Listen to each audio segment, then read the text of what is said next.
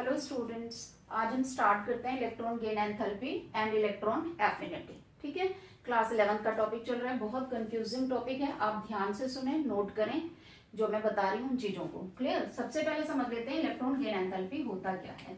देखिए, यदि किसी भी एटम के अंदर हमें इलेक्ट्रॉन ऐड कराना है तो 1 इलेक्ट्रॉन ऐड कराने के लिए जितनी एनर्जी इलेक्ट्रॉन ये एटम रिलीज करता है, that energy is known as electron gain enthalpy. तो इसकी डेफिनेशन बेसिकली हम कैसे बताते हैं? The change in energy when 1 electron is added to an isolated gaseous atom. तो ये एटम गैसियस होना चाहिए, आइसोलेटेड होना चाहिए, उस एनर्जी को हम इलेक्ट्रॉन गेन एंथैल्पी कहते हैं। ये इलेक्ट्रॉन गेन एंथैल्पी दो तरह की हो सकती है, ये पॉजिटिव भी हो सकती है और नेगेटिव भी हो सकती है। ठीक है चिल्ड्रन, कि ये पॉजिटिव और नेगेटिव हो सकती है। पॉजिटिव का मतलब होता है कि एनर्जी इज गिवन, एनर्जी दी जा रही है एटम को। कभी केस ऐसा हो सकता है कि इस इलेक्ट्रॉन को एंटर कराने के लिए कुछ एनर्जी देनी पड़े। यह एनर्जी अगर देनी पड़ेगी तो पॉजिटिव हो जाएगी, अगर एनर्जी रिलीज हो रही है तो फिर ये नेगेटिव हो जाएगी। तो नेगेटिव किस केस में होगी? रिलीज के केस में, जब एनर्जी रिलीज होगी। अब देखिए यहां पर ये पॉजिटिव है तो या तो ये मोर पॉजिटिव हो सकती है या फिर लेस पॉजिटिव हो सकती है। दो तरह से ये हो सकती है। अब यहां पर अगर नेगेटिव हो रही है तो मोर नेगेटिव हो सकती है किसी की, या फिर लेस नेगेटिव हो सकती है। पहले ये चीज आपको समझनी है। एग्जाम्पल ले लेती हूं सोडियम का और मैग्नीशियम का। अब देखिए यहां पर 281 282, आपको पता है साइज अगर हम कंपेयर करें तो ये बिगर होता है और ये स्मॉलर होता है। तो कमिंग इलेक्ट्रॉन जो है, जिस इलेक्ट्रॉन को हमें ऐड कराना है, मान लीजिए ये इलेक्ट्रॉन है, ठीक है, अब इस इलेक्ट्रॉन को या तो इसमें ऐड कराना है या इसमें ऐड कराना है। फोर्स ऑफ अट्रैक्शन को कौन से एटम का न्यूक्लियस ज्यादा फोर्स से इसको अपनी तरफ अट्रैक्ट करेगा? बिगर साइज वाले का लेस फोर्स लगेगा, आप समझ सकते हैं, डिस्टेंस बढ़ जाएगी। इसका डिस्टेंस कम होगा तो ये मोर फोर्स को लगाएगा, मतलब ये ज्यादा अट्रैक्ट करेगा इस इलेक्ट्रॉन को अपनी तरफ, ये कम अट्रैक्ट करेगा।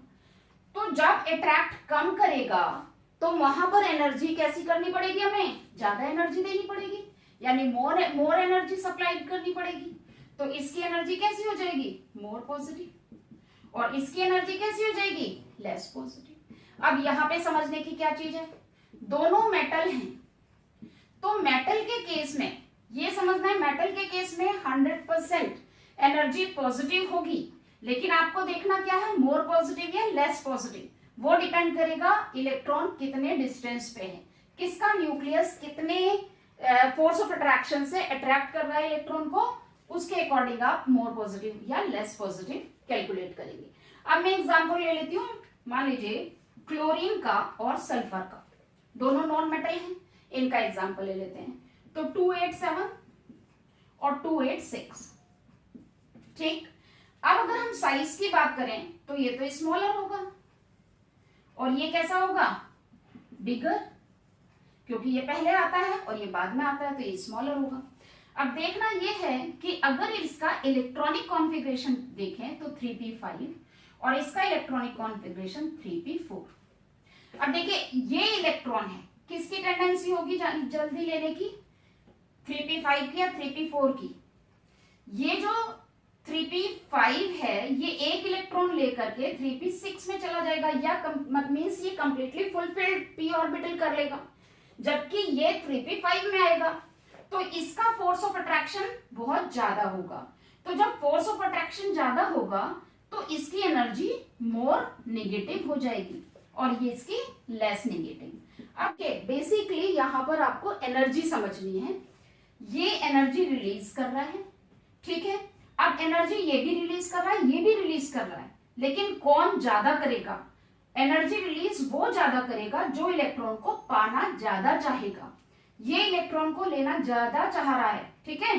तो जब ज्यादा इलेक्ट्रॉन को लेना चाहेगा तो इसकी नेगेटिव इलेक्ट्रॉन गेन एंथैल्पी हो जाएगी, इसकी थोड़ी कम हो जाएगी, लूज दोनों करेंगे एनर्जी को। क्लियर हो रही है बात? अब देखिए यहां पर मैं आपको बता देती हूं कि एक वर्ड है इलेक्ट्रॉन एफिनिटी। अब इलेक्ट्रॉन एफिनिटी होता क्या है? इलेक्ट्रॉन एफिनिटी का मतलब है इलेक्ट्रॉन लविंग नेचर, जो इलेक्ट्रॉन को पाना चाहिए। ठीक है, यानी यहां हम इसे अगर इलेक्ट्रॉन गेन एंथैल्पी में कहें तो negative energy of electron gain enthalpy. ठीक है, मतलब दोनों ऑपोजिट होंगे। जैसे कि मैं यहां पर एग्जांपल ले लेती हूँ, एग्जांपल से आपको समझाती हूँ। मान लीजिए मेरे पास सोडियम है, ठीक है, और मेरे पास क्लोरीन है। Sodium 281, chlorine 287। बताइए किसकी टेंडेंसी है इलेक्ट्रॉन को गेन करने की? ऑब्वियसली इसकी इलेक्ट्रॉन को गेन करने की टेंडेंसी बहुत ज्यादा है। तो ये इलेक्ट्रॉन लविंग हुआ, यानी इसकी इलेक्ट्रॉन एफिनिटी कैसी हो गई? पॉजिटिव। जो इलेक्ट्रॉन को अपनी तरफ अट्रैक्ट करने की कैपेसिटी ज्यादा रखेगा उसकी इलेक्ट्रॉन एफिनिटी पॉजिटिव। अब ये इलेक्ट्रॉन को अपनी तरफ अट्रैक्ट करना चाहेगा क्या? बिल्कुल नहीं। तो इसकी इलेक्ट्रॉन एफिनिटी कैसी हो जाएगी? नेगेटिव। लेकिन इलेक्ट्रॉन गेन एंथैल्पी की अगर हम बात करें तो इलेक्ट्रॉन गेन एंथैल्पी, देखिए आप समझ लीजिए, इसमें जब हम ये इलेक्ट्रॉन एंटर कराएंगे तो हमें एनर्जी देनी पड़ती है। एनर्जी को हमें यहाँ पे सप्लाई करना पड़ रहा है, मीन्स देनी पड़ रही है, यानी एंडोथर्मिक हो रही है। तो इसका ये कैसा हो जाएगा? पॉजिटिव। तो ऑपोजिट साइन आ गया, ऑपोजिट साइन आ गया। Electron affinity is the negative of electron gain enthalpy. और यहां पर इसकी इलेक्ट्रॉन एफिनिटी पॉजिटिव है क्योंकि ये चाहता है इलेक्ट्रॉन को गेन करना। तो इसकी इलेक्ट्रॉन गेन एंथैल्पी कैसी हो जाएगी? नेगेटिव। बात क्लियर समझ में आई? यहां बहुत कंफ्यूज होते हैं बच्चे। इलेक्ट्रॉन एफिनिटी का मतलब है सिर्फ और सिर्फ इलेक्ट्रॉन को अपनी तरफ अट्रैक्ट करने की कैपेसिटी। अगर किसी की कैपेसिटी इलेक्ट्रॉन को अपनी तरफ अट्रैक्ट करने की है तो उसकी पॉजिटिव हो जाएगी, अगर नहीं है तो नेगेटिव हो जाएगी। और उसके ऑपोजिट इलेक्ट्रॉन गेन एंथैल्पी, अगर हम उसी एलिमेंट की बात करेंगे तो ऑपोजिट साइन में आएगी, यानी मेटल्स की पॉजिटिव आएगी और नॉन मेटल्स की नेगेटिव आएगी। यहां तक मैं समझती हूँ आपकी समझ आ गया होगा। अब देखिए, अगर आपको यहां कंपटीशन में पूछा जा सकता है आपसे इलेक्ट्रॉन गेन एंथैल्पी, ये फॉर्मूला है is equals two electron affinity minus 5/2 RT। R क्या है? Gas constant. T क्या है? Temperature in kelvin. ठीक है, अगर आपको ये दिया हुआ है तो आप ये कैलकुलेट कर सकते हैं, अगर ये दिया है तो ये कैलकुलेट कर सकते हैं। तो ये फॉर्मूला है जिससे आप किसी भी एलिमेंट की, कॉम्पिटिशन में आपसे पूछा जा सकता है कि किसी एलिमेंट की इलेक्ट्रॉन गेन एंथैल्पी इतनी है, इलेक्ट्रॉन एफिनिटी बताइए। तो जब आप उसकी इलेक्ट्रॉन गेन एंथैल्पी इस फॉर्मूले में रखेंगे तो इलेक्ट्रॉन एफिनिटी कैलकुलेट कर सकते हैं। तो ये आप नोट कर लें। ठीक है, अब इसके बाद हम पढ़ लेते, एक तो हम ये बता देते हैं आपको कि वो फैक्टर्स कौन कौन से हैं जिन पर इलेक्ट्रॉन गेन एंथैल्पी डिपेंड करता है या इफेक्ट करते हैं जो फैक्टर्स। पहला साइज, दूसरा न्यूक्लियर चार्ज, ठीक है, और तीसरा होता है इलेक्ट्रॉनिक कॉन्फ़िगरेशन। ये तीन चीजें हैं जिनका बेस लगाकर, जिनका कॉन्सेप्ट लगाकर आप बता सकते हैं कि किसी का इलेक्ट्रॉन गेन एंथैल्पी कैसा होगा। अब ये अगर हम इसके बारे में कहें इलेक्ट्रॉन गेन एंथैल्पी, हम पीरियोडिक टेबल में इनका ट्रेंड बताएंगे अभी कि पीरियड वाइज कैसे घटेगा बढ़ेगा या ग्रुप वाइज कैसे घटेगा बढ़ेगा, तो वो इतना इजी नहीं है क्योंकि इसमें बार बार चेंजेस होते हैं, बार बार बदलेगा। देखिए वो मैं आपको बताती हूँ। जैसे सपोज अगर हम मान लीजिए पीरियड में जा रहे हैं, ठीक है, ये पीरियड, मान लीजिए lithium, beryllium, boron, carbon, nitrogen, oxygen, fluorine और नियोन की अगर हम बात करें, सेकेंड पीरियड है, तो साइज इस तरफ क्या हो रहा है? साइज हमें पता है डिक्रीज हो रहा है, या हम इस तरह से भी बता सकते हैं साइज डिक्रीज हो रहा है। तो जब साइज डिक्रीज हो रहा है तो इधर इलेक्ट्रॉन को गेन करने की जो कैपेसिटी है वो कैसी है? इस तरफ जाने पर बढ़ रही है। अब इलेक्ट्रॉन को गेन करने की कैपेसिटी बढ़ रही है तो इलेक्ट्रॉन एफिनिटी कैसा हो गया इनका? पॉजिटिव। तो इलेक्ट्रॉन गेन एंथैल्पी कैसा हो जाएगा? नेगेटिव। तो यहां क्या होता है, जो 17th ग्रुप के एलिमेंट्स हैं उनका हाईएस्ट इलेक्ट्रॉन गेन एंथैल्पी होता है, लेकिन कैसा? Negative. Highest electron gain enthalpy 17th group के एलिमेंट्स का होता है जो कि नेगेटिव होता है, उससे कम नेगेटिव इनका हो जाएगा, उससे कम इनका हो जाएगा। जैसे जैसे आप इधर आएंगे तो पॉजिटिविटी बढ़ती जाएगी। और इधर मेटल्स हैं, मेटल्स की टेंडेंसी क्या होती है, इलेक्ट्रॉन को लूज करने की होती है, ना कि लेने की होती है। तो ये कैसा शो करेंगे, पॉजिटिव इलेक्ट्रॉन गेन एंथैल्पी को शो करेंगे। अब बात कर लेते हैं helium, neon, argon, krypton, xenon, radon की। ये क्या है, ये इनर्ट गैसेस हैं। इनका कंप्लीटली फुलफिल्ड इलेक्ट्रॉनिक कॉन्फ़िगरेशन है। मैंने अभी आपको बताया साइज पे डिपेंड कर रहा है इलेक्ट्रोनेगेटिविटी, और यहां पर इनका कंप्लीटली फुलफिल्ड है। तो इनका जो ये इलेक्ट्रॉन गेन एंथैल्पी होता है ऑलमोस्ट जीरो होता है, या फिर नियर टू जीरो होता है, मतलब बहुत ही कम वैल्यू होगी या फिर लगभग जीरो होगा। अगर हम ग्रुप की बात करें, अगर हम ग्रुप में टॉप टू बॉटम चलेंगे तो साइज क्या होता है, इंक्रीज होता है। जब साइज इंक्रीज होगा तो डिस्टेंस बढ़ती जाएगी, और इलेक्ट्रॉन का न्यूक्लियस की तरफ अट्रैक्शन कैसा होगा, घटेगा। साइज बढ़ेगी तो न्यूक्लियस इलेक्ट्रॉन को कम फोर्स से अट्रैक्ट कर पाएगा। तो यहाँ पर साइज बढ़ने पर इलेक्ट्रॉन गेन एंथैल्पी डिक्रीज होगा।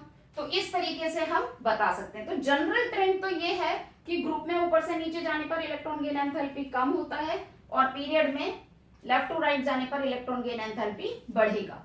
ठीक है, अब कुछ हम यहाँ पर देख लेते हैं, कुछ एक्सेप्शनल केसेस भी हैं।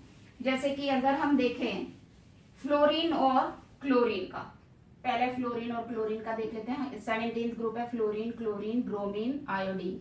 तो ऊपर से नीचे जा रहे हैं हम, तो इसका मतलब इलेक्ट्रॉन गेन एंथैल्पी कैसा होना चाहिए, कम होना चाहिए। अब फ्लोरीन और क्लोरीन का देख लेते हैं। फ्लोरीन का 9 होता है और इसका 17, तो 2 7 और 2 8 7। ठीक है, अब देखिए साइज किसका छोटा है, इसका साइज छोटा है।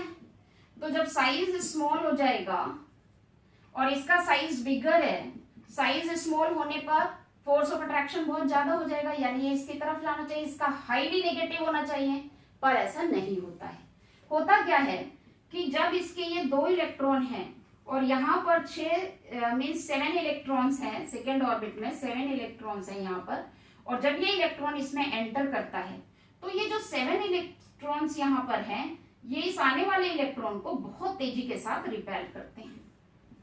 जब रिपेल करते हैं तो जितनी एनर्जी से निकालनी चाहिए थी उतनी एनर्जी ये नहीं निकाल पाता है, तो उससे क्या होता है, इसकी लेस नेगेटिव हो जाती है। लेकिन क्लोरीन का साइज ऑप्टिमम होता है, तो यहाँ पर क्या होता है, 2 8 7 होते हैं। तो ये बिगर साइज होने की वजह से जब ये इलेक्ट्रॉन यहाँ आता है तो ये इजीली आ जाता है, तो ये एनर्जी जो रिलीज करेगा वो ज्यादा करता है, तो इसकी हाई नेगेटिव एनर्जी होती है। तो ये एक एक्सेप्शनल केस है, जबकि क्लोरीन का कम होना चाहिए था क्योंकि ऊपर से नीचे जाने पर घटता है, लेकिन इसकी एनर्जी ज्यादा नेगेटिव होती है as compare to this. Negative energy ज्यादा होना मतलब ये एनर्जी ज्यादा रिलीज करता है। नेगेटिव साइन केवल ये बता रहा है कि एनर्जी रिलीज करना, और प्लस का साइन ये बता रहा है कि एनर्जी देना, तो इसमें कंफ्यूज नहीं होना है। ठीक है, इस तरीके से। और सेम प्रॉब्लम आती है ऑक्सीजन और सल्फर में। देखिए ऑक्सीजन, अगर सल्फर और ऑक्सीजन की बात करें, ये ऑक्सीजन और सल्फर, ऑक्सीजन का कितना होता है 8, सल्फर का होता है 16, तो यहां पर हो गया 2 6 और 2 8 6। ठीक है, अब इसका साइज छोटा है, सेकेंड नंबर पे आता है ये स्मॉलर साइज में। जब इसका साइज छोटा हो जाता है तो जब इलेक्ट्रॉन यहाँ एंटर करता है इसके एटम में, तो बाहर के जो 6 इलेक्ट्रॉन है वो रिपेल करने लगते हैं, तो ये लेस एनर्जी को रिलीज कर पाता है। जबकि यहाँ पर इजीली इलेक्ट्रॉन आ जाता है तो ये एनर्जी को ज्यादा रिलीज करता है, तो इसकी हाई नेगेटिव एनर्जी हो जाती है। तो यहाँ पर हमें रीजन क्या बताना है, due to smaller size the force of repulsion work on the coming electron, whereas here the coming electron can enter easily, so the high amount of the energy is released in case of sulfur. Clear? तो इस तरीके से आप बताएंगे, ये कुछ exceptional cases हैं। तो अब हम देख लेते हैं। देखिए अगर हम ग्राफ की बात करें, इलेक्ट्रॉन एफिनिटी, हेलोजन्स की अगर हम बात करें, तो मैं ये बता देती हूँ आपको, ये बहुत इंपॉर्टेंट चीज है, बहुत बार पूछा जाता है। इलेक्ट्रॉन गेन एंथैल्पी इधर बढ़ रहा है। अब देखिए इसका ग्राफ ऐसा आना चाहिए, फ्लोरीन, क्लोरीन, ब्रोमीन, आयोडीन, लेकिन ऐसा नहीं आता है। अब देखिए ये ग्राफ कैसा होता है, ये ग्राफ कुछ इस तरह से होता है। तो यहां पर आता है फ्लोरीन, फिर क्लोरीन, फिर यहाँ ब्रोमीन और फिर आयोडीन। इसका क्या मतलब है? इसका मतलब है फ्लोरीन की जो इलेक्ट्रॉन गेन एंथैल्पी है वो इतनी है, जबकि क्लोरीन की इतनी है। तो इसका मतलब फ्लोरीन की electron gain enthalpy less negative है एज कंपेयर टू क्लोरीन, और उसके बाद फिर इनकी डिक्रीज हो रही है। तो इस तरह से हम समझ सकते। अब हम समझ लेते हैं सक्सेसिव इलेक्ट्रॉन गेन एंथैल्पी के बारे में। सक्सेसिव इलेक्ट्रॉन गेन एंथैल्पी कैसे होता है? जैसे सपोज कीजिए कि ऑक्सीजन है मेरे पास, ये आइसोलेटेड गैसियस एटम है। अब मैं इसमें एक इलेक्ट्रॉन ऐड करा लूं, ऑक्सीजन में मैंने एक इलेक्ट्रॉन ऐड कराया, ठीक है, तो ये क्या बन जाएगा? O-, ये भी गैसियस स्टेट में है और ये भी गैसियस स्टेट में है। तो इसका जो इलेक्ट्रॉन गेन एंथैल्पी होगा वो फर्स्ट होगा। कैसा होगा? नेगेटिव वैल्यू होगी। अब हम यहां पर आ जाते हैं, O- जो है फिर से एक इलेक्ट्रॉन ले रहा है और O-2 में जा रहा है, गैसियस एटम। अब यहां पर जो इलेक्ट्रॉन गेन एंथैल्पी होगी वो समझना है वो कैसी होगी। देखिए, इसने एक इलेक्ट्रॉन लिया, क्लियर है, ले लिया, एनर्जी को रिलीज किया, लेकिन अब यहां पर इलेक्ट्रॉन कितने हो गए? 9 हो गए ऑक्सीजन के पास, और इलेक्ट्रॉन 9 होने की वजह से इसका थोड़ा सा साइज बढ़ जाएगा। अब जो एक इलेक्ट्रॉन यहां पर आ रहा है उसे ये 7 इलेक्ट्रॉन्स रिपेल करेंगे, ठीक है। तो यहां पर इतना इजीली ये इलेक्ट्रॉन इसमें एंटर नहीं कर सकता, इसके लिए हमें एनर्जी देनी पड़ती है। तो यहां पर जो है ये -140 के लगभग किलो जूल पर मोल एनर्जी को रिलीज करता है, जबकि यहां पर इसमें एक इलेक्ट्रॉन और एंटर कराने के लिए ये लगभग पॉजिटिव में 700 किलो जूल एनर्जी यहां पर हमें देनी पड़ती है। तो आप समझिए कि एक तो आपको ये समझना है कि इलेक्ट्रॉन गेन एंथैल्पी फर्स्ट अगर है तो वो तो नेगेटिव होगा, नॉन मेटल्स का नेगेटिव ही होगा, लेकिन इलेक्ट्रॉन गेन एंथैल्पी अगर 2 नंबर पे है नॉन मेटल्स का तो वो हमेशा पॉजिटिव में ही होगा। Always second electron gain enthalpy of non metals will be positive. तो ये आपको ध्यान रखना।